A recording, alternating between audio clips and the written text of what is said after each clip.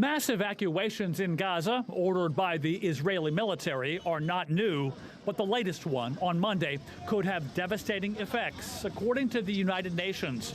It's believed between 50 to 80,000 people had been living in the latest evacuation zone around Deir al Balah, including 30,000 people sheltering in nearly 60 displacement sites.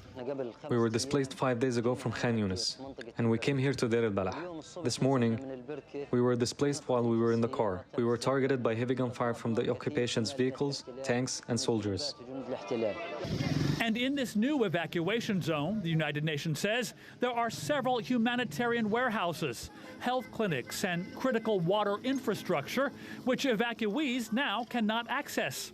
A splintering of the Gaza Strip, the UN says, that will pack over 2 million civilians into just 12% of the Strip.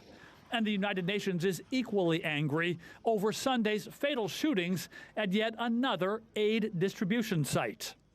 The Secretary General strongly condemns the ongoing violence, including the shooting, the killing, and the injuring of people attempting to get food for their families. 25 nations, including allies of Israel, have now signed on to a joint statement saying the war in Gaza must end now.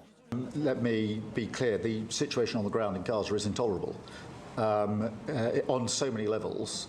We make that absolutely clear in all of our exchanges with Israel and with other countries.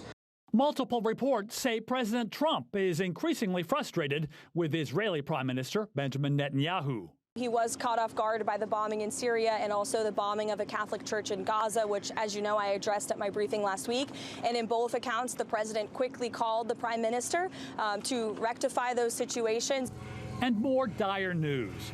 Charity food kitchens in Gaza are shutting down. Since the beginning of the war, we haven't stopped for a single day, but we have been closed for 2 weeks because there isn't any kind of goods or anything to eat. Even if the prices were high, we would say no problem, we'd buy. But now there is nothing at all. And it's one less lifeline for the people who need it most. Andy Roesgen, TRT World.